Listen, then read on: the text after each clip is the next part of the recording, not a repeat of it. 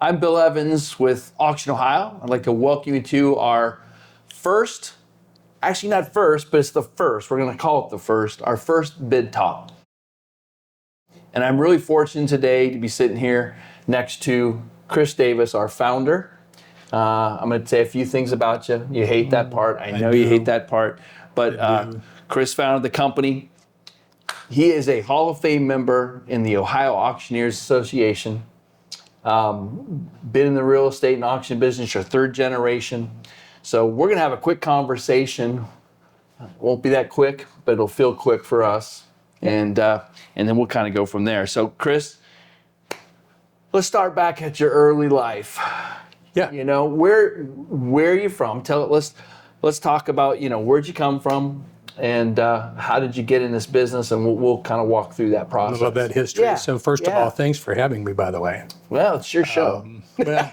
Normally you do this. Normally, yes. Yeah, normally you'd be I on think this you're stuff, doing a fine job. So, born and raised in Southern Ohio, in Scioto County. Portsmouth was the county seat, and so wasn't raised in town, but in a rural setting. And I grew up in a family that was in the auction business, and my grandfather ran that auction business that really consisted of a lot of different pieces and parts. And so there were some ag elements to that. So we farmed. Okay. So we were both in the grain farm side of it and in cattle. So ran a feedlot, for a couple of years or a few years. And so that was kind of tied in and typical for a lot of auction companies that they were a little bit ag related anyhow. And then we ran a farm equipment business and had a farm equipment auction. And then we sold farm equipment on the lot. So it wasn't just auction sales. It was also folks that were coming in and looking for particular pieces of equipment. And then we ran a parts business. And so we would take perfectly good tractors as an example, and we'd kill them, take them apart, and itemize and shelf. And that was in the days before you could find a replacement part out of China or Taiwan or wherever it was manufactured. No I think Amazon back then, it's irrelevant, right? No Amazon. You couldn't get online and order it and have it delivered the next day. So it was kind of the used side of it. And as a kid growing up in that environment, it was everything that you would really probably want. You got to work in grease and dirt and mud and on tractors and in trucks. And so from an early age, my grandfather was one of those guys that he would put you in the truck and let you figure it out as you went, which was pretty cool. And then we ran a Friday night auction house. So if you can visually imagine an auction house where half of the folks smoked. Yeah. You go back and think about smoking to digress for a minute, but when people were anxious years ago, the doctor would prescribe smoking a cigarette to calm you down. Isn't that something? Yeah. So we just needed calm people. They were all smoking. They were having some anxiety issues. Clouds everywhere, cloud of smoke. Was through the auction house, and so that was pretty cool and a social event for a lot of folks. But a lot of made a lot of friends. We worked hard, and then we ran a dealer's auction on Wednesday where we would cater to folks who were in the resale business, and they might be selling in flea markets. They might have small stores, retail stores, but they would buy in bulk. And so it really was that childhood of I was working, and sometimes to my mother's disappointment, because some of our biggest sales were on like Thanksgiving Day, or New Year's Day. And so that's when the public would come out, and that's where you developed your work ethic. I mean, you like to work, right? I mean, you say that you like to work. I do. Yeah, I do. It's all that I understand, quite honestly. And you told a story, and I'm gonna see if I can weave it in there and get you to talk about it. But you said, and because you were young, this process started when you were young, and I can't remember the exact story, but you'll correct it. Your grandfather sent you like to Carolinas or something. You were young in a truck and. Well, yeah, we were. Tell me about our license. Well, he would always send us. Because you didn't have a license. Yeah, well, no, I did. I did have a driver's license at that time. Okay. Yes. at that time. So he would, we'd have a dealer's auction on a Wednesday morning, and we were bringing carpet out of Dalton, Georgia. Gotcha. So he was trying to save money in his mind. And what he would do is at about 4:00 in the afternoon, he'd say, I think we need a load of carpet or a load of rugs for the sale the next morning. And so anybody want to go? Well, if you could imagine teenagers, put me in a truck and drive halfway. Yeah, put Let's me in go. a truck, let's go. So we'd drive down and we'd get there. It's about a 7-hour drive to Dalton. Wow. And so we'd get there in the wee hours of the night. They'd load us up because they worked all night. Yeah. Load us up, come back home, be there in time for the auction that started the next morning, which was pretty cool. Oh my goodness. But yeah, I'd drive to Cleveland, Yeah. you know, pick up loads that were brought in from container ships. No kidding. That was pretty Wow. cool. Yeah. Yeah. So, did a lot. So that was up through high school years. Now let's talk about high school. Did you went to school? Mm-hmm. Did you play sports or anything? I did. Yeah. I enjoyed all kinds of sports. Did you? You know, I played the typical three. So, you know, baseball, football, basketball Right. were kind of the spaces that I played in. And I enjoyed that. And my parents supported that Sure. very much. Didn't mean we got out of our chores. You're right. It's just like, yeah, you want to do You're that. on a Guess what? farm and you're auctioned and when yeah. you get back, I hope you got a flashlight because you get to still do everything that you should be doing. And that's going to be just fine. Exactly. So it was, and it wasn't really, so my parents lived off of the farm lot or off of the Okay. equipment lot. So we were about a mile up the road. So I didn't have to go down to the lot, but I would go home and Mom would certainly have chores that we would do. Sure. So in summertime, gardening and you Yeah. know, those kind of things. But Absolutely. so yeah, I went to school, went to vocational school. Okay. You know, in 1980, 81, 82, if, you know, people will recall history, economy wasn't that good. Right. You know, No. interest rates were high and job opportunities weren't that great. And so a vocational trade school, I thought, was the ticket. So electronics, sense, right? Yeah. Electronics was a little bit of a passion that I had at the time and enjoyed that. But I thought, well, I don't know that that's going to be the future, quite honestly. I'd actually tried to enlist early into the Naval submarine program, nuclear Really? sub program. I did not know that. And my mom would not sign for me. Oh, She would not. She said, "Nope, Yeah. you're not going to go." you're a little tall for a submarine, though. Well, I just was under. The Were you height- really? I was just under the height allowance, and I was going to be able to do that. I thought, anyhow. Yeah. But what Mom she said no. Mom said no. But what she knew that I didn't know that there, I think it's an ACT scholarship. State of Ohio gives to a combination of the scores with your grades and your ACT test. Right. And so I had full ride scholarship that I could go to any college in Ohio that I wanted to go to full ride. Full ride. I'll be darned. And So where'd you go? Shawnee State. Shawnee State. Shawnee State, yeah. Shawnee State. Back then it was a 2-year college. We called it Flood Wall Tech back then.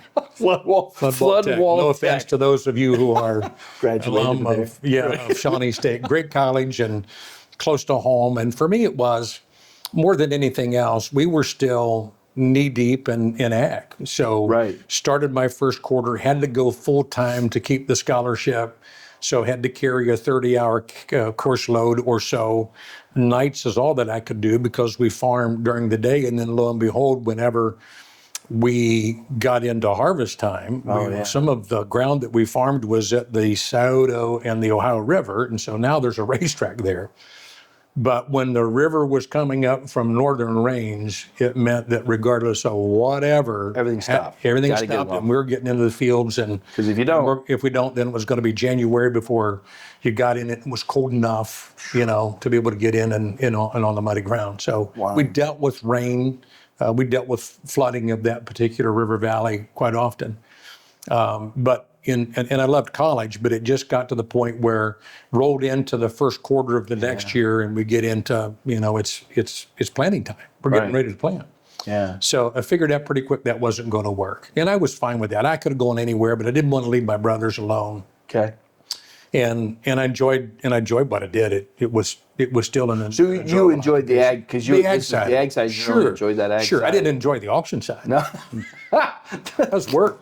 Yeah, that's That great. was work. That's a lot of work. I Yeah. always said that we had all chiefs and no Indians. Really. We had you know, I guess I would say my grandfather and my uncles. Uh-huh. And no, and I'm not putting a bad mouth on No, them. no. Today I like being the chief anyhow. So let someone else be the Indian, kind of let them do all the work. But Right. it was a lot of work. I mean, it was a lot of work. Oh, There was yeah. no shortcuts to No. that side of it. And Right. I didn't want anything to do with it. And then my grandfather and I, we were probably similar A-type personalities, and we butted heads, quite a bit.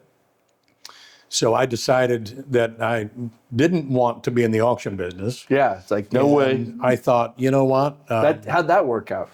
Yeah, I came back. It's an interesting story, I suppose. So you drop out of school. Yeah. Not drop out, but you. Oh yeah, dropped drop out. of school. I said I quit. I did. I dropped out. I quit. dropped out. Yeah, I'm not doing this. I'm not doing this. Yeah. So I ended up my brother-in-law. So I was married at that time. Uh-huh. I was married in December, the year that I graduated high school. Gotcha. So don't want that to sound bad. That's pretty normal where I'm from. Matter of fact, I might have been late to the game a little bit. I'm not sure. But, Right. Exactly. But it was. He was in the timber business. Okay. And so I went to Yeah. work for Carl, and I ran a dozer for cutting the paths for the timber jacks. Sure. And then cut up a little bit in the yard, and what I mean the yard where the logs would be dragged into before they got cut into length and put on a truck and then hauled to the mill. Gotcha. Wintertime was the best time to do timber. Ground was And hard. It was froze. Yeah. So it was either going to be really dry or it was really going to be really frozen. And it still was a challenge, because you were dealing with weather conditions that were, they were what they were. Right. So I worked there for the first winter, and in that process of, with Carl, and Carl was a little bit like my grandfather. It was get on the dozer, and I had some experience with equipment, so it wasn't that I didn't know how to operate a dozer, Right. but I didn't operate a dozer cutting paths across the hillsides. Right. So You drove around the. yeah, I mean that's easy enough. Flat ground dozer works easy, but on the hillside it was a little bit challenging. Oh yeah. First time I got on a treetop that had been cut down, and I'm coming across the side and not cutting a path. Yeah. Right? Yeah. And I'm a little bit sideways at an angle, and I come across the treetop, and it's frosty, and it's a cold morning, and I slide all the way down the treetop. Oh my. Faster than you could dream of going Yeah. No the opposite control. direction. No control. Yeah. So, but anyhow, in that first winter, it was within the industry, there was a young man who was running a timber jack on another logging operation that got killed. And then there was a guy that was cutting a tree down, matter of fact, in behind my parents' place, cutting some timber down back there that got killed. And I thought, auction business might not be that bad. Those are some sobering moments. Yeah, it's That's what like you look at if and this say, is a wow. career path, Yeah. it's kind of I'm going to come to work today, kiss my wife goodbye in the morning. That might be it. Hope I come back. Right. when Yeah. it's done. But Exactly. The folks that work in that industry love it. Sure. They do what they do. It isn't any different than someone else that takes high risk in the industry that they work in. But for me, it was maybe the auction side of an occupation didn't look so bad. isn't so bad. Yeah. And it came back. And again, Yeah. my grandfather and I had fought enough and made up enough. It wasn't that hard to do. So went to auction school. Where'd you go? Where'd you go to auction Missouri. school? Went to Missouri. Okay. Mhm. Yeah. Missouri Auction School, Greyhound bus. Wow. Yeah, all the way to Kansas City, Missouri. Now, had you traveled much? But well, you got no. to Georgia and stuff like that. But Yeah, in a truck. But was that kind of like getting? that was big getting time? out. Yeah. Mhm. That was getting out a little bit. Yeah. And it was, I had one of my favorite uncles that passed away of a heart attack the day I left, and I was torn about leaving or not leaving. Wow. I had Albert and Glenn were two my grandfather's brothers that lived on a farm in Kentucky that was, they were, if you ever seen the movie Secondhand Lions, Oh yeah, I love that movie. those two were a little like Kinda like that? a little like the Secondhand Lions characters, right? Oh, my They were gosh. bachelors, never married, Yeah. Oh really? never married. Oh my goodness. Tobacco farm. Yeah. It was great memories, and my dad, kind of grew up out on that same farm, and that farm is still in the family to this day. No kidding. Wow. In the Grayson, Kentucky area. So some connection there. And And so, but anyhow, so Albert passed away, and I made the decision to go, and probably my mom said, just go. Just go. So I went. Seems like mom probably pretty much had a good guide on you. I knowing think along the way where very much so. probably what you should be doing, but My mom had a good was, way of getting you there. Yeah, she was the brought up hard. If you looked at Coal Miner Daughter, Yeah. that movie, that house, it Oh, yeah. reminds me of the environment she grew up in, and she was a no nonsense. She was a don't complain. Life isn't that bad, Right. where we had it. And so she was one that instilled a whole lot of, I think sometimes to a fault, because I always questioned some of her advice. Sorry, Mom, if you watch this, but it was, She loves you. yeah. It was be the best at what you do. Whatever you do, No be the matter best. what it is, And she yeah. would say, if you're going to be a bank robber, be the best. And I don't know how Yeah. that works exactly. I mean, I Well, would encourage no. my kids later Well, in life, but I never said Not to be a bank rob and steal. I Right, don't think. yeah. Anyhow, sorry, Mom. No. But the point is true, right? It's like, and she's right. If you're going to be a bank robber, be the best. Be the absolute Be the best best at at it. what you're going to do. Sure. And you took that advice Took it to to heart. heart because it's obvious in everything that you've done. Yeah. Yeah. So to pick that story up, I went to auction school and I came back and I worked for my grandfather Okay. and enjoyed that. It was a little bit of a different position. Were you bid calling and stuff? Yes. Okay. So you Yes. started your bid calling. Yep. My uncle Gary was my sponsor. So Okay. I Because apprenticed you under still him. you had back then you had to do the apprentice process. Yeah. So Okay. went through an apprentice process. And of course, we had enough auctions. I probably could have got my 12 required auctions in the first month. So it didn't take long. But it was good to step into a different place Yeah. in the industry rather than just being the person that did all of the work as a Sure. teenager. And so I kind of caught the bug. And then I had an opportunity to go to work for Hunter and Chambers at the time. So Lowell Chambers and Charlie Hunter. Right. Charlie passed away not long after I started working for them. Okay. And Lowell was a mentor to me. Lowell Chambers was he was a cattle farmer, and I learned an awful lot from Lowell Chambers, a bunch. And so from there, it just became an opportunity to then leave them and begin to build my own brand. And I Sure. began that process still in Scioto County. Okay. So you got Built it. that process. And what that was in about what? That's 86, 87. Okay. Yeah. License I think is 85. 85. And so this is all happening in around All that happening same in time. that Okay. mid 1980s. And Right. so apprenticed, then fully licensed, got my real estate license Okay. at about the same time. And that was at the inspiration of Lowell Chambers, actually. If you're going to be in Okay, the auction yeah. business, You and should you're going be. to sell stuff or equipment, Right. you might as well sell the real estate Why not also. do it both? So Right. it was a good fit and good advice, and took that. Absolutely. For a short stint, I worked with Charlie Uten out of Portsmouth, and he had Okay. a son, Mark Uten, who we're still friends, that we worked together for a short stint. And then the calling came. Everyone moves for different reasons, but Right. Right. we won't get into that. But I moved to Columbus, Ohio in 1988, 1988. February of 1988. That's where we met. And that's where we met. Yeah. 1988. That's where I met Ray Daly. Let me back you up just for a second. So, were you doing any competitive bid calling, or did this happen after that, or because I know you did some competitive, like some of the competitions and travel yeah. and so forth like that? Was that in that same time, or was that after you got to Columbus? After Columbus. Okay, got it. After So Columbus. fast forward back to you moved Yeah. up to Columbus. Moved to Columbus, 1988.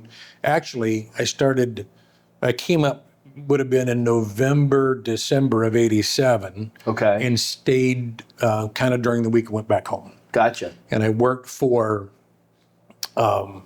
Zenith, Yeah, Ted Schlingerman. I can't even imagine why I remember Ted's name in Be darned. Westerville. Yeah, sure. So, Right downtown. right downtown. So Yeah. I worked for Zenith because I had an electronic background. Right. And it was only for the purpose of being able to have an income. Make while ends I meet, Began right? to, Yeah, while you build your career. rebuild the auction business here. Right. And so worked for Ted for probably a year during that kind of transition. Right. went to work at that time for Max Holzer. Yeah.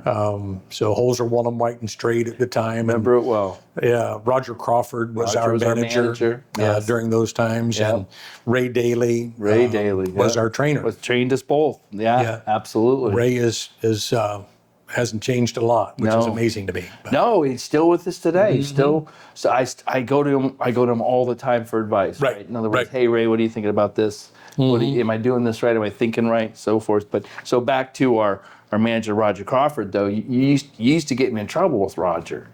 You want to share? I You want to share with? trouble. I didn't get you in trouble. You were pretty good at it on your own. I was. There was you're a right. couple of things There was a couple of things that probably I was responsible for that he thought you did. But no. Well, you talking about chewing tobacco? I am. We're Yeah. sitting in my office. I'm sitting in my office. You weren't there. Our office. We actually shared an your office. office, yeah. And he comes in and he starts reading me the riot act. That he's like, "You got to quit spitting in that trash can." And then I'm like, "Roger, I don't even chew." And he wasn't taking it. He was giving me the what for, right? So I think you came back in and I said, "Dude, you're getting me in trouble." Yeah, Roger set But me you- down. yeah, he did. yeah. He said two Go ahead. things. He said two things. He said, one, you're not in Scioto County anymore, so that four-wheel drive truck with an auction topper on the back probably isn't going to work here. Well, whatever. And love Roger dearly. I do. And Yeah. Barb both, He's- actually. yeah. God honestly. rest his soul. Yes. Yes. But he said, you're going to have to change how you dress. Yeah. Boots and jeans and, And that's what we flannel got shirt. on I'm today. back to jeans again, yeah. I don't have the hat on, by the Right, way, right. but we wear hats quite often. We have matured. But I think it was that conversation that he said, and you got to stop spitting in the trash can. And I said, Roger, listen, I will get some change of outfit. I'll begin to dress appropriately so that I Right. can engage with clients and manage expectations for them. And that was good advice, honestly, Sure. it really was. Absolutely. Because how you appear to the clients is critical. They have to, some element of trust that's required. And so you walk in with mud on your boots and jeans and a flannel shirt, it's probably not the most receptive. And so I got that. Great advice, it really was. But I said, Roger, listen, that's my trash can. And I said, I'm pretty sure I'm not a W-2 employee. And So I think I'm going to spit in there as often as I want to. He relinquished on that part. He said, okay. And I didn't get in trouble for it anymore. Yeah. Right. No, that was good I don't stuff. chew anymore, by the way, so I Yeah. don't spit in No, trash he's- cans. he's got rid of The that. cool thing is, I don't know if most folks know this, but Max Holzer, of course, if you look at King Thompson, Right. that kind of merger then took place later. Right. Well, King is from Portsmouth. He and his brother, That's right. yeah, developed Upper Arlington. Right. Right. So they were, yeah. Back in, I think, the 20s, maybe? Yeah. No, 20s? Ray was doing a thing on that show Yeah, with us, right? yeah. He'd come up and Yeah, King came up and, Yeah. and sent a letter back to think his brother in Portsmouth and said, sell everything. We found the promised land. Yeah, so you they bought the think farm. Right. Do you think how many people live in Upper Arlington have no idea that Right. Scioto boy Scioto County boy. founded that? But that's amazing, really, when you think about it. I mean, the vision, the foresight, and now you look at Sure. what that is today, and Sure. and so forth. But Sure. yeah, Sure. So, and back in the '80s, we were you talk about the dress and like that. It was all dress for success, right? Sure. I remember. You always had a suit on. I read that little Dang near a book. three-piece suit most of the I time. don't know if I ever had Did a you not wear three-piece. a vest I sometimes? I don't He remember. did, just so you know, he potentially. did, yeah. But my point is, I read that little book, The Dress for Success, right? And it was like, and I had the white shirt, the red tie, the blue suit, and it was like, and I can remember my first, and this is about you, not me, but I can remember my first out of town client. I'm driving him around in my car, and she finally says, okay, I got to know, how old are you? right. I said, I'm 20. She goes, you look 12. And I said, I can't imagine what I look like if I didn't have the suit on. Right. Right. But You yeah. were a baby face. You did have a baby well, face. you know. You look young. Yeah, you had the looks and I had the Things baby have face. changed, just so you know. So let's talk. We're back in 88 range, King Thompson, Holzer Woolham. No, Holzer Woolham, White and Straight. Straight, yeah. Then it became King Thompson, Holzer Woolham. But you remember Ray said something pivotal to you, right? I'd love you to talk In about training, that a little yeah. bit. In training, So, yeah. Ray, which you had to go through Ray's class. And Absolutely. It was absolutely no tolerance It was, here's how you do it, Exactly. and it isn't how you want to do it. And it was really good, though, because Oh, yeah. he gave you a roadmap. If you Absolutely. wanted to succeed, You follow just this follow plan. the roadmap. We still use it. He and we still still use has it it. to It has this the day, right? point So- structure. You do this, this, and this. Outcome is measured by inputs. That's right. So the Always. type of things we do might change, or the venue, or how we do it, or the technology, Right. but the outline is Right. the same. Right. Yeah. So he knew my passion was the auction business, Right. and as much as I appreciated the traditional listing and working with buyers, I said I'm going to sell real estate at auction, Ray. And he said I don't think that'll work. He said good luck with that, but I don't think that's going to work in Columbus, Ohio. Right. So every now and then, to this day, he reminds me Yeah. of his bad advice. That's probably the only bad advice he ever gave me. I would think so, seriously, because everything else, I mean, but I do remember it's like people saying, oh, that'll never work. That ain't And, gonna work. here we are. You know, you've been doing this 40, 38, 40 no, 40 years years. this year. It's 40, yeah, it's 40 coming up on 40 years, because I'll have been licensed 40 years this year. You were 80, so yeah. it'd 85, 40 years Yeah, and 40 85, yeah. years, right? Yeah. And it started, you worked hard. And yeah, let's talk a little bit about those years. We'll kind of fast forward through some of those years. So you started out, you're doing auction. Did you start doing personal property auctions as well at the same time? Okay. Yes. Yeah. Yep, we did personal property, and a lot of established auctioneers were already here. Really? But I created some good relationships, with a number of those that we have remained friends to this day because they got their start at about the same time. So Mike Brantley and Mike Brantley, yep. Paul Delphia and Mark Paul. Van Hook didn't come along too long after that, if I think about it. Yeah. You think about an industry that's so unique and different than most industries because we still compete, but we still help each other. It's like a family. It's like a family. It really is. It really is that unique and that different. So we started in the personal property side. It was need that we could meet. We were working with a traditional real estate brokerage, so the Holzer Wallem White and Straight that became King Thompson Holzer Wallem.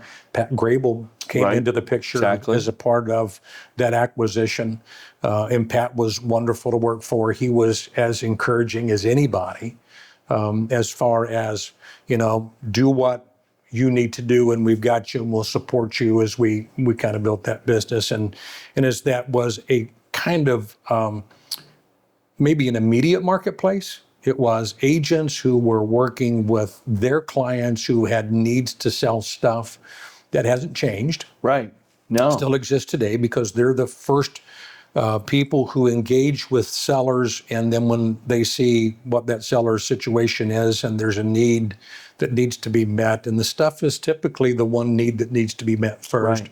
But then we got into the real estate side of it as well, simultaneous. Sure. But I did traditional brokerage for that period a as long well. time. Yeah, Sure did, absolutely. because listen, I Pay need the to bills. raise the kids. Right. Absolutely. Necessary. Yeah. So it was good. We ran auction houses, so to speak. I always thought that I would look at Apple Tree, I would look at Plain City Auction House, and any young auctioneer would want that. Oh yeah. And so we started. We ran an auction facility in Grandview for a number of years, and Marge Cox is that relationship started there. Yeah. She came along beside, and a ton of wonderful people that I had the privilege to work with during those years that were just as passionate about the auction business as I was. Right. We ran an auction facility on 161 Columbus Square for a number of years. Way back when in Johnstown on Ford Street, we ran an auction house in there for a little while. But we always tried to do the traditional. It always was a challenge, though, because when you looked at Columbus itself, culturally, it wasn't the same as Licking County, and it wasn't the same as Plain City, and it just wasn't part of culture. It wasn't something that they grew up doing, going to auction. Right. As far as a social It tended to event. be more of a rural. It was a social rural event. That's Yeah, how business had been done really for so many years, and so it was always a challenge for us. In Grandview, in 1999, late 90s, is where we became involved in the online side of the business. And at that time, it was simulcast. We would do live and online both. Right. That's amazing. If you think about in the that. late 90s. Right. Yeah. And kind of progressed through, I guess, grew into what we are today, Right. starting there, but then doing online only auctions just as a result of, what we understood that the marketplace was evolving into. So help people understand that transition and why. What was that? I mean, because we love all of our auctioneer brothers Sure and we do. sisters, right? They're great, but you kind of took some heat a little bit Took during a lot that of period. heat during that a lot time, of heat during that period. of time. Auctioneers, if you didn't have the hat and the boots on, you weren't an auctioneer. You weren't an right? auctioneer. Now today, it's like the most commonplace. Online's kind of almost everybody's accepted it. It's just the way it's being done. I think they are. Yeah, but I mean, Change is hard. Change is hard, but you saw something. You saw that coming, and you pushed it, right? Well, I had a desire to get all the education I could, and so I was at every NAA, National Auctioneers Association at the time. Now it's National Auction Association, but at the time I was in every class that I could get into, absorbed everything that I could absorb, and there is where the conversation began with the online side. Gotcha. There's where I had developed relationship with folks who were in that online side of the business as well, or putting their toe in the water, Sure. learning a little bit about it. If you think about it, we had competition at that time that came onto the scene. This group called eBay, Right. and what eBay was doing was impacting the marketplace. The consumer is always going to decide how business is going to be done. Right. On our side of the conversation, it's easy to say to the consumer, here's how we do it. If you don't like it, that's too bad. Right. But eBay said, and every auctioneer, and probably a little bit including myself, didn't like it at all. Because for our perception, it was someone's getting into our business doing auctions, and they don't have a license to do auctions. And so law at the time did not include any e-commerce. Right. It was the verbal outcry. because it was just brand new. Yeah, and everyone was mad at what they were doing and impacting the marketplace. And the truth is, the problem really is that we were so stuck as an industry in how we did business that we couldn't see how it could be done better. Right. We lived in the box that we created, and we didn't step outside of the box. eBay could care less what you called them. That's right. They didn't care if you called them an auctioneer or auction company or not. They were selling product in an e-commerce environment and doing very well at it. And oh, by the way, the consumer all of a sudden that had an opportunity to buy assets, to buy things Right. with convenience and not having to go somewhere. Think about the live auction side, and I love live auctions. And Sure. so what I'm about to say, still in that live auction side in a process is still attractive. It still is effective. Right. It still has great value. Especially for certain asset classes Certain and asset types classes of places and things. yeah, or certain geography settings. Absolutely. So asset classes and consumers, it's still very effective, and it's real important to still recognize that that's important in some settings Absolutely. today. But if you looked at, as I always said, that you required someone that was from Columbus to get up on a Saturday morning to drive somewhere to park at a distance, because there's probably a couple hundred people there. Right. To then walk to the place to do business to find the table that they wanted to buy. So that's what they wanted. Want that table. They want that table. And you know how that goes in a live auction. Oh, yeah. It doesn't sell till 3 p.m. They get there an hour early. They eat $3 hot dogs. The weather's never nice, because if the weather's nice, no one's going to the auction. No one goes, Typically, something right? else to do. Oh, no. So it's raining, it's 100 degrees, or it's cold, right? And so they use a porta-john that isn't probably the nicest place. They have to stay all day. It comes to the point for the time for them to buy their prize, and someone has the nerve to outbid them. And they don't get it. And they don't get it. Right. They walk back to the car. On the way home, they look at each other and say, I'm not doing that again. Now, for folks who live in different environments, Right. Hey, that's fine. Right. It was social. They came to I was gonna support say the that's sellers. a social. Sure. Right. They didn't, and people weren't as busy during those That's times. true. Think about culturally, even grandparents. Our grandkids play soccer not in the neighborhood. This thing called club leagues. Right. I mean, they're playing soccer sometimes against the same teams in 100 miles Chicago. away. Yeah, Right, I know. 100 miles away. They go 100 miles away to play the teams that are next door. It makes no sense to me whatsoever. But culturally, we're different, and Right. time is of value. And so, I think for us, we really, I've often said that we're not that smart. We're blessed. I think for us, it was recognizing that there was an opportunity and having enough nerve, because it took some nerve. Oh yeah, To risk. step into doing an online auction where there's no live element in the buyers at the time. You know, we took heat from auctioneers that were in the business. We took more heat from the consumers Consumer. that were that typical core group of auction buyers. That's how we do it. And they didn't Right. like it. This is how we Like do it it. at all. Right. It's how we do it. So you really had to. You really were bringing in a whole new group of people, converting Yeah. those who were already doing it. But really, you were bringing in a whole new group of people into the auction Yeah. world. Yeah. eBay sort of helped, like mentally, the concept. But the people who were already auctioneers and buyers who did it the Right. way. I mean, Right. people don't like change. No. Right. And the sellers, quite honestly, you know, are okay with however you sell it. It's true I mean, honestly. for the most part. Yeah, for the most part, you know, if you, and again, if you think about it for a minute, if I could present to the seller an opportunity to come to your house, drag all your furniture out on your lawn, set up a tent, bring food, everyone smokes. Remember we talked about smoking? Exactly. Everyone smoked, you know, and when the auction's done in that live setting, it looks like a herd of cattle walk through the front yard. Yard is destroyed. It's destroyed. Yeah. Mhm. And everyone's tracked through the house. Neighbors are upset about parking neighborhoods, yards, and all of that stuff. If for a seller I said, here's how we do it, or here's how we can do it. Right. And oh, by the way, no sign in the yard, and the address is not published, and we're not bringing things out for your neighbors to see. Exactly right. People are still kind of private. Oh yeah. Your whole world is just dumped onto the front lawn. Everything that you lived with and everything. was your possessions. Right. Full disclosure. Yep. Full disclosure. And now also we can speed up time frames. Sure. We can be more efficient. We've got people from, I mean, I think on our last statistics, we're almost at 160,000 registered bidders, 1.6 million unique users a month on Sure. our website. I mean, from where you were to where we are, it's an amazing growth. And to use your terms, blessed, there's no doubt. But you had the vision. I don't know that you had that vision. Did you ever see it getting to where we are now? I mean, we do close to 4,000 auctions a year. No.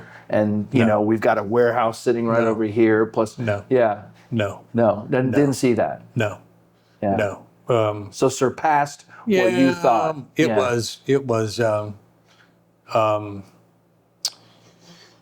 It was blessing beyond blessing, quite honestly. And I thank God every day for the opportunity or the privilege to be able to work in an industry that I love. Yes. You know, it's an industry that allows us to engage with clients, sellers, at their greatest point of need most of the time. Because most of the time, people having their best day don't call us.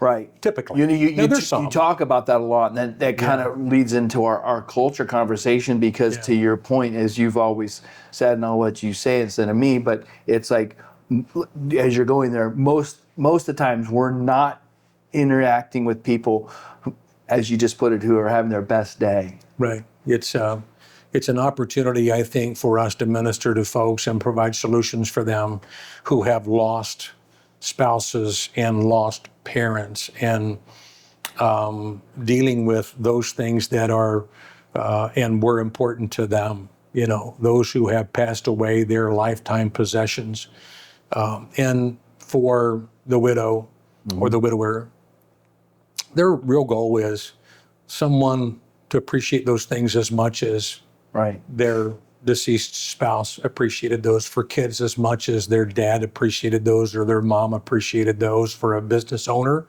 who has and is faced with maybe no succession plan. Kids don't want to take the business over. Economy changes. Right. It's not an easy road, but everyone has the same desire that while I don't like where I'm at, I don't want to deal with this. How do I make the best decision Right. for me where I sit right now? With that as a goal or as a hope or as a desire, and we hold their hands and walk them through that process. And I think we recognize, and I say we, all of us here, and everyone that I've had the privilege to work for has really had that same mindset. And that started, and quite frankly, that starts with you. I started to talk about culture, and you use with us all the time, and we have it now on the wall, which is, and it's not just a slogan, it's literally what you have ingrained in all of us to live by, which is do the next right thing. Do the next right thing. I can remember when I started, and it was like, well, how do I, or what do I know, or how do I make that decision? And then when it comes back to do the next right thing, when you say, what should I do? And then you say, do the next right thing. Sure. It really helps in processing to understand. You also use the word steward, right? Because we steward relationships, we steward their material, their possessions, their money. Sure. So out of that, when we talk about culture, and you talk about culture, because we went through an exercise a couple of years ago and really took who we were and what we believed in. We got it down on paper. I think so many companies, they do it reverse. They get some really cool things written down on paper. But what we tried to do, and this isn't bragging, what we tried to do was get out of you and Brian and those who had come before us and get onto paper so that we can memorialize and live by it. And I think that's from a culture standpoint, obviously what attracted me to this, but knowing that I have no doubt on a daily basis what we do and why we do it, right? Sure. Not always easy. Not always easy. Someone says, well, if I just knew what the next right thing was, I would do it. So there's times where we have to have conversations about what that should be. Sure. Human nature is human nature. But if you keep in mind that it is be myself and forget myself, if you can live in that space where you have to be true to yourself, you have to be who you are. You can't live by a formula that everyone says, okay, well, that's the formula. Now I get it. I'm going to do it. Something has to come from the inside. Right. So you have to be yourself. But humility that's missing a lot in our culture today is that forget yourself. Put other people first. This is not about you. It's living life really at its best whenever it isn't what we leave behind. It's what we send ahead. Right. But we get that messed up sometimes.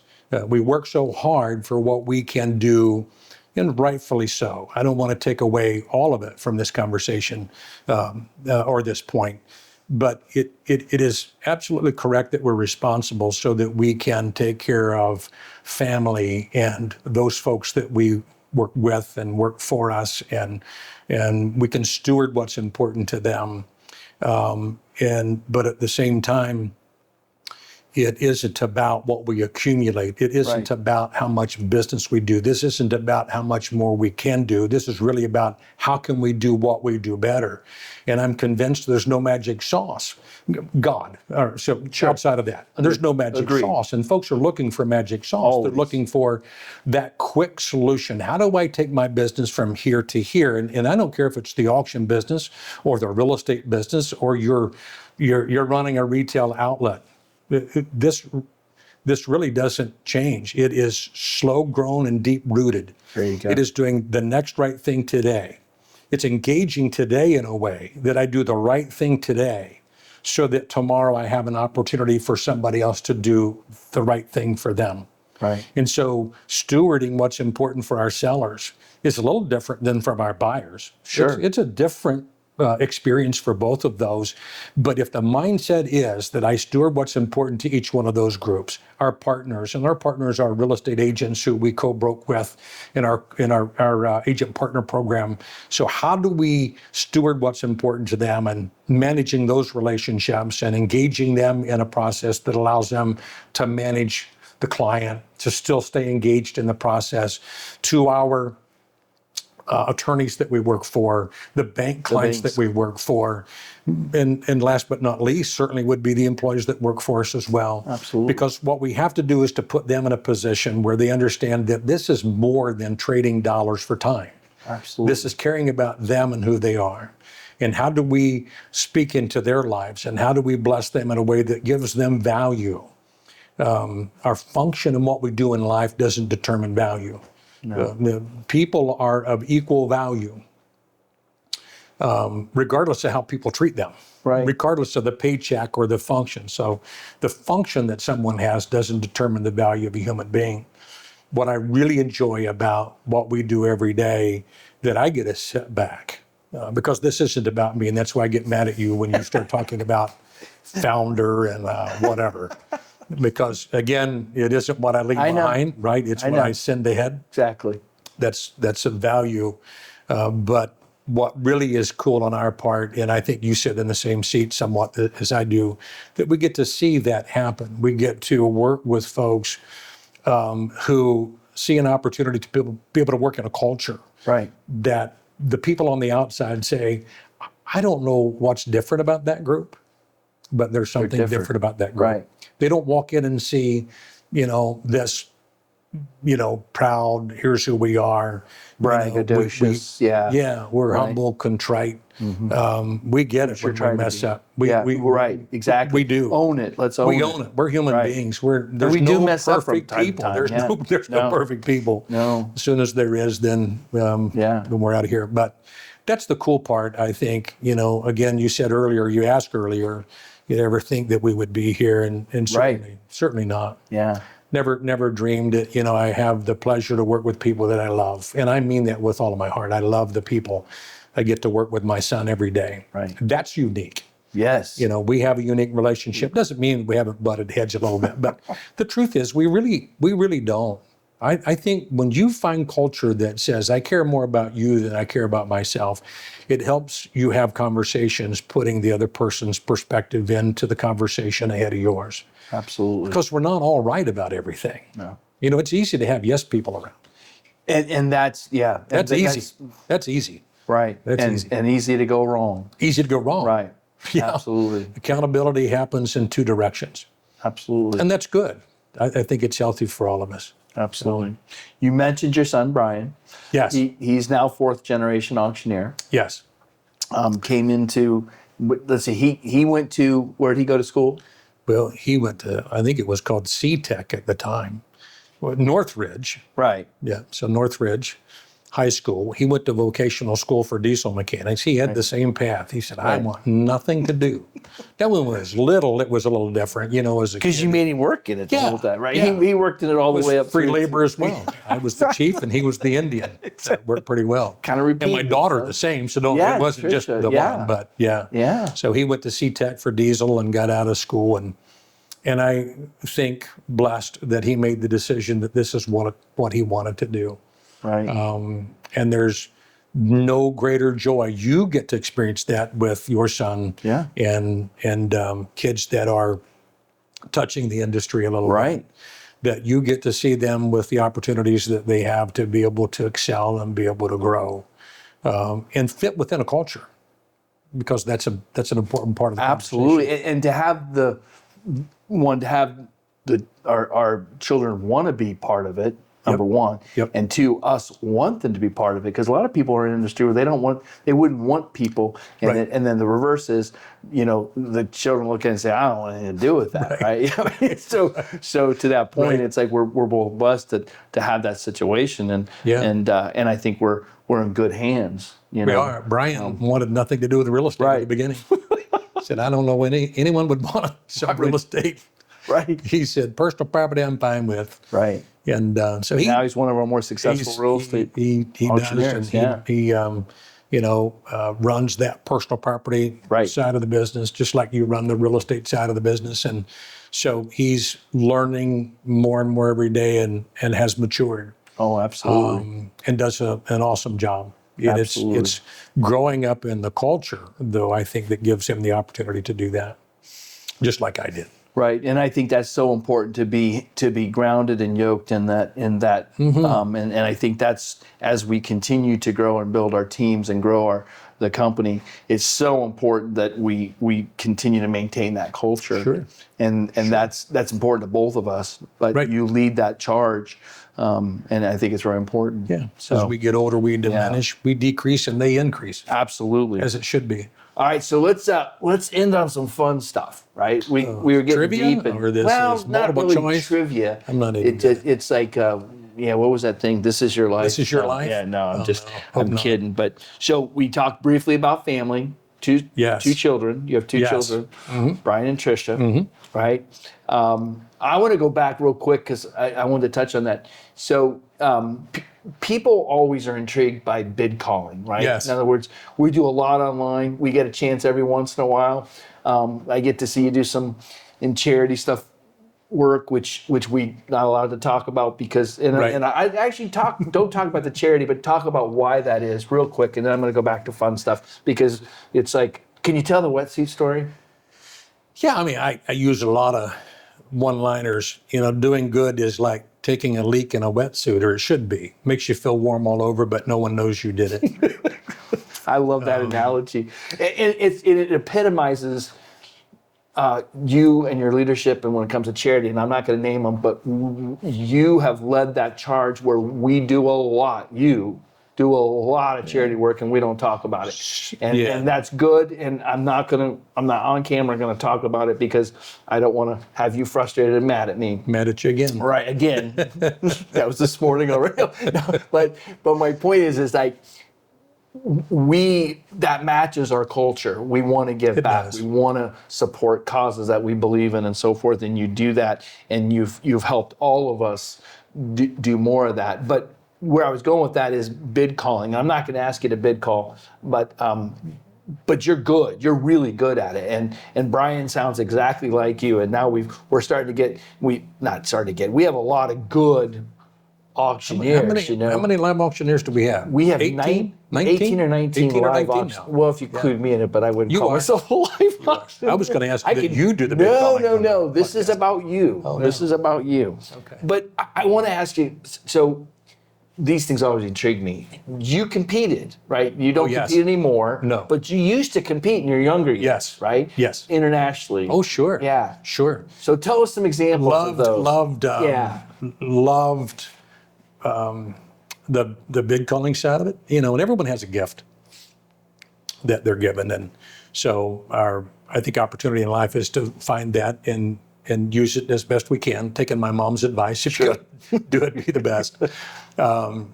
But I enjoyed being part of Ohio Auctioneers Association and mentors that I had there, as well as the national.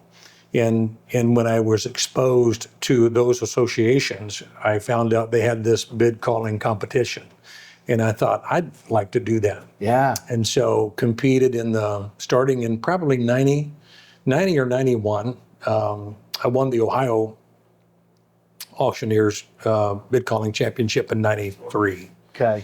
And so that was a wonderful experience. And again, as a young man at that age, walking into that environment, that room was so big, Bill. Oh, yeah. There were Oh, giants in the industry. I was just a young, naive, unexperienced, and I was just in awe of what these guys and gals were doing in the business. Right. And I wanted to be like that. Yeah. Greg Rice Right. was competing in Machine Gun Greg. I mean, that boy could Greg. make it happen. International car? What is it? He was he might have been in the automobile side of it, but he was the International Bid Calling Championship. So from the national level, Yeah. Right. So for the national level, and a number of great auctioneers that have come out of Ohio. So I competed on the national stage for a few years, then enjoyed that. in Grand Rapids at about 96 or 7 or somewhere in there. I placed in the top 10. Yeah. Yeah. Pride got a hold Which of is me. just- which is- Pride got a hold of me. Yeah, you gotta be careful, right? Yeah, well, next year I went to Virginia Beach, if I recall correctly. It was Virginia Beach. And so Right. I thought top 10, here I come. Here I come. I am absolutely going to step up next year. And I worked hard. And part of that bid call contest isn't just your bid call. It's, Right. you're going to, be the spokesperson for the National Auctioneers Association. So how you interview is as important as how you are as a bid caller. Right. So I'm excited, and I go through, and they have a preliminary round that they identify the top 10 that further then compete for the actual winner. I didn't even make the cut the next year. I went from top 10 Rising Star to Virginia Beach, and I'm pretty sure it was Virginia Beach, and it was like I got cut in the first round. Yeah. And I competed after that for a little bit, but what I understood was, I could stay engaged in that. Sure. And it took time. Oh, yeah. Or I could change direction a little bit. And at that time, just coincidentally, we were getting real involved in the online side of the business. Right. And I, really diverted efforts there. So, yeah, Absolutely. enjoy it. It's still a great. I mean, if you think about it, I know I talked too much. and I love the simulcast has come back to we're be doing relevant it, right, in a lot of cases exactly. where you can do online and live. You Yeah, can we do track a lot both- of real estate, right? We do a both lot audiences. of our farms and multi-parcels, so forth that way. And and I always enjoy watching you and listening to you and doing that. I mean, it's just great. And I'm not kissing your rear end. I'm just saying you're really good at it. People know it. You were inducted to the Hall of Fame back in 22, 21. It was you. That's a good year. Greg Rice. Greg we Rice, were back to back. It was right after years. COVID because we didn't Right. have an induction. Exactly. So it really was, I think it was 21. And I think Greg was really 20, Okay. but didn't do the induction until We 21. did them together. I Did them remember. together. yeah. Absolutely. So what a privilege to be voted in by your peers and Absolutely. humbled. Humbled. Great group. And I think you talk about that. We talk about that. And one of the things I noticed coming into the industry is how much family it is, right? In the real estate world, it's not that we don't all like each other, but it's really competition. It's competitive. Competitive. Yeah. And it's not that we as auctioneers aren't. Well, I always said in the auction, I'm just going to use this illustration for a minute. So let's just put this in perspective. So real estate agents in Central Ohio, 9,000? Yeah. Big family. Right. It's hard to get along with 9,000 people. Yeah. In the auction industry, auctioneers in Central Ohio, 30? 30? I don't know. Right. 50? Yeah. I don't know. And we like most of them. Smaller family. Yeah, it's easier to get along with smaller family. 9,000, it's hard to get along with 9,000 agents. Right. We love them all. Though. We do. We do. We're We absolutely digressing do. for a moment. but Yeah. Let's wrap up with another fun one. Highlight some of the craziest, coolest, unusual, weird auctions that you've done in your life, and some come to mind for but I want to hear like where what are some of the ones where it's like whoa. One of the craziest ones in 1996, as a matter of fact. So Rick and Amy Penny, real estate agents that I work with in the same office. Yeah. And I think Troy Shannon is his name. So if someone circles back at someone and says, maybe it's going to be Troy that says, no, my last name is. Oh, I'm sorry, Troy. But anyhow, so they were in the sports memorabilia business. Wow. And happened to have a relationship that got us the auction to sell the assets of the Cleveland Municipal Stadium. Got us, really on the start end of that, it was them. Right. So right. Relationally, I had an opportunity to work in doing the biggest at the time, 1996. Yeah. Again, think about it for a minute. I'm 10 years in. Right. I'm 11 years in, and I'm on a big stage. And for those who that's the Brown That's Stadium. the Brown Stadium. When they left Cleveland for Baltimore. Municipal. Art Modell decided, I'm out of here. Yeah. Then there was assets to sell. And coincidentally, someone else just went, I'm out of here and building a new stadium. So there maybe is another stadium Who auction coming. knows? I don't know. Well, yeah. Anyhow, You could be 2 for 2. we were up there last month. Brian and I both were in a hotel at a conference and overlooking the new stadium, or not the existing stadium. I said, exactly. hey, you might get the chance to Well, do you this. might. Yeah, we'll find out. Yeah. But, that was incredibly memorable, Yeah. as far as an opportunity to be involved in assets. Coincidentally, I worked with in a real estate sale that probably wasn't too far after that Max Holzer was a creditor in. Really? There were 30 apartment buildings that was in a bit of a notorious bankruptcy case. And Fred Rancière was the bankruptcy trustee, and we were doing multi-parcel. Sure. And wasn't simulcast. We didn't do Right. simulcast, but multi-parcel. Yeah. And we had 30 apartment buildings, and Max, before the court approved the employment order and the auction order, said, I don't know about this auction thing. I don't know about this auction thing. But we ran an auction, lasted 7 hours. 7 7 hours at the Aladdin Shrine Oh, yeah. Temple, the old Aladdin Shrine Oh, Temple. my goodness. And so we ran an auction, lasted 7 hours, and I've got a letter still from Max that how impressed he was at the outcome that benefited the creditors in that case. Because of the multi-parcel at that time, just like land auction that would be contiguous Right. parcels, we allowed buyers to put apartment Package. buildings together. Right. So instead of acreage, it was number of units. Right. You could put that 8-unit building with that 4-unit building and average the units out. Right. And it just went on and on and on and on. And at one point, Fred Rancière, the trustee, he's there. And he comes up to me and he says, hey, listen, you tell these folks, I'm leaving in 30 minutes. And so you need to tell them to put their highest and best bids in. Wow. It literally, which it worked out just fine. It was Right.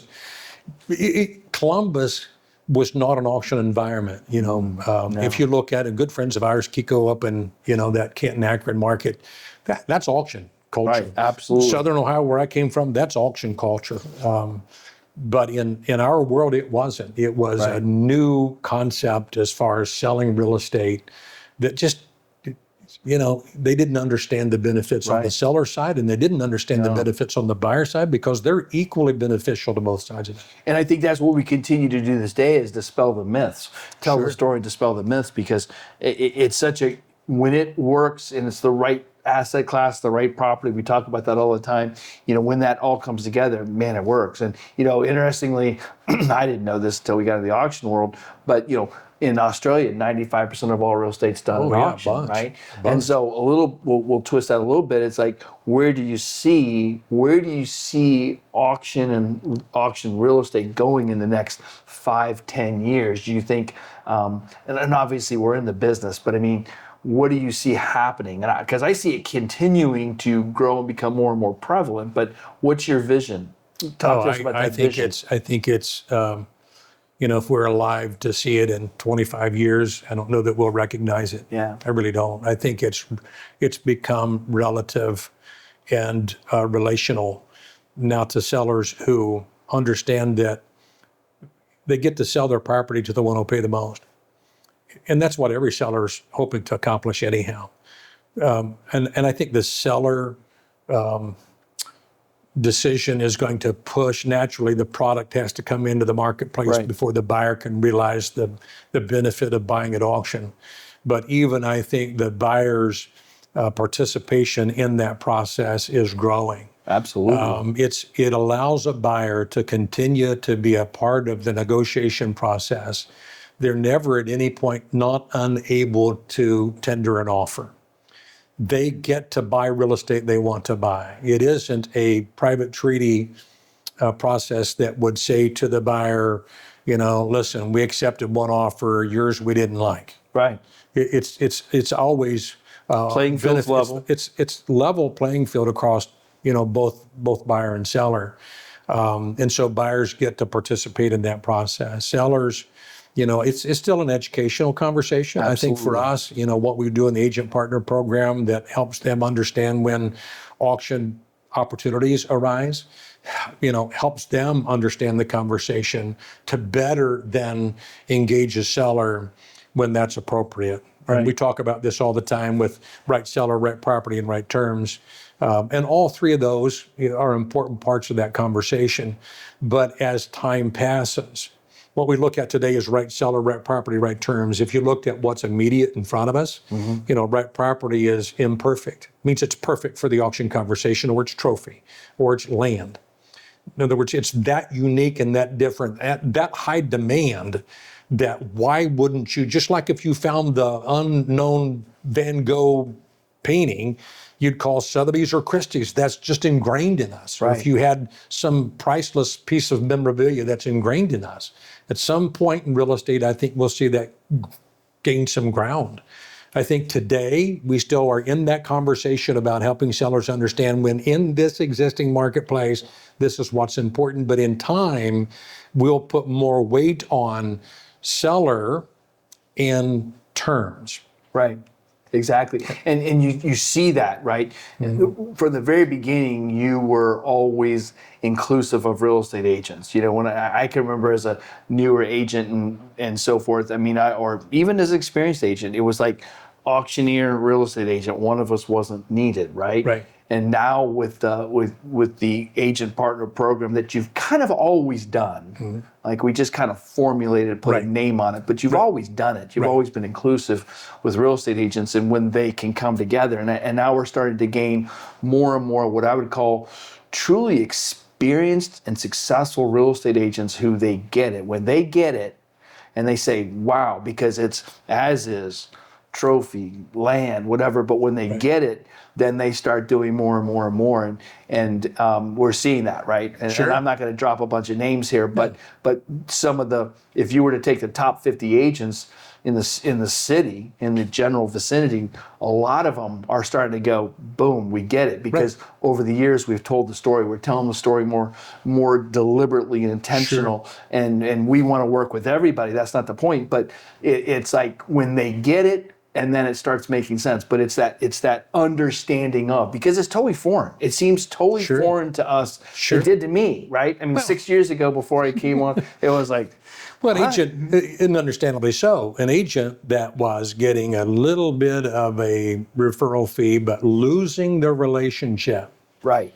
You know, rightfully so.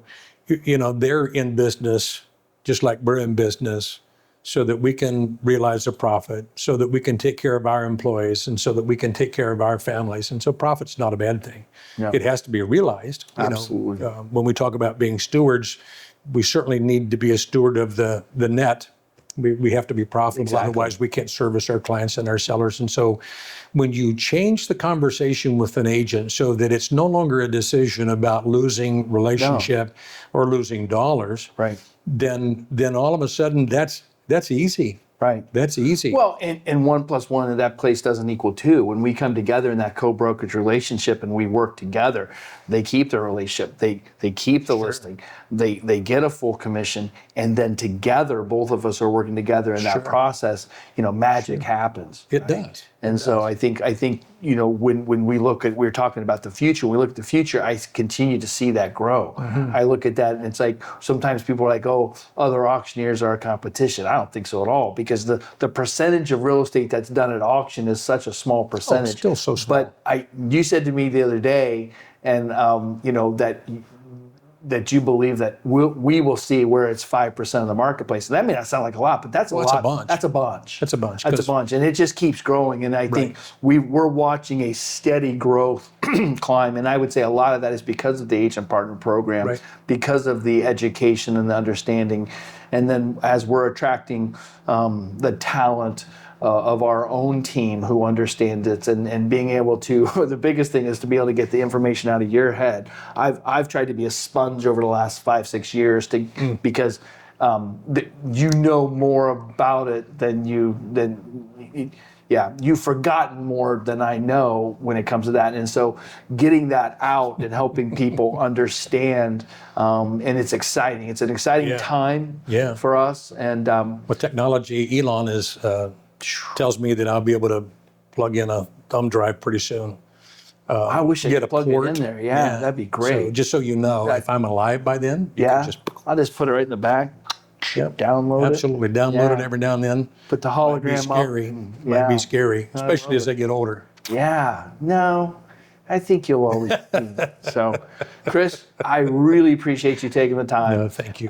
It's great to have a discussion and a conversation with you. Yeah. I'm excited about where we're going as a company. I'm too. excited about the opportunity to work with you, and I'm excited for people to get to really see more of you. You're a private guy. Yeah. And I like that about you, and I respect that about you. But it's great to get people to hear and understand. And I think for us, we get to continue the conversation. Absolutely. That's cool from where we sit, not just these chairs, I mean, but from who we are as a brand. But I think the coolest part is that now folks on the outside get to be a part of the conversation. Right. And we're going to continue to do the bid we talk. continue that. You're going to and be they're doing gonna those a part interviews. of it. Yeah, you're going to do quite a few of those interviews as well. And we're going to continue to have these conversations and talk more. And so one last thing. What do you see in the future that might shock the rest of us? In other words, what do you... Oh, wow. Yeah, or what prediction or what you want to do, or if you could just say, boom, it would be here, it would be, and maybe there's nothing there, but we can always cut this out. I meant to tell you I'm retiring tomorrow. No, that's not true at all. You can't retire until you got that thing. Not the big boom. You got to put that thing in boom. the back of the. If I can put the thumbnail thing that Elon was talking about in the back of your head, then you can retire. But until then, no, you're not going anywhere. You couldn't go anywhere. I couldn't probably. I think it is. It's easy to look into, and you need to look into the future. So you need to have some dreams. Yeah. We need to reach for some things, and that's important. I would say, staying in the moment. I think we're going to see even more of a change within who we are and all of our folks to be engaged in the immediate. Yeah. And I think as we do that, as we pay attention to the moment, I think we'll reach some places that even you and I sitting here couldn't realize. And that's, if I said what my dreams are, I hope for the best for all of the folks that we get to serve and work for. And, I still pinch myself. But I still think that at the end of the day for us all is, let's send some things ahead. Yes. In other words, the treasures that we work for aren't here. We get to lay those up in a different place. And so what I'm excited about is as we all begin to embrace what that looks like and how we engage and how it changes us and how we grow as human beings, I think that's probably what I hope for the most. And that's what I think I'm going to see happen the most, where we all grow to the point where we really begin to understand our place and what we're here for. And that it's, in as much as I love the Auction Ohio brand, I promise you, both of us, when we take our last breath, it probably isn't going to be the Auction Ohio brand that we think the most about. Right. And that's the best part I think about, is we get to live together and we get to work together. Yeah. How do we be better stewards for something other than ourselves? Absolutely. Thank you. Thanks, Appreciate Chris. it as always. Absolutely. Yep. Thanks for watching.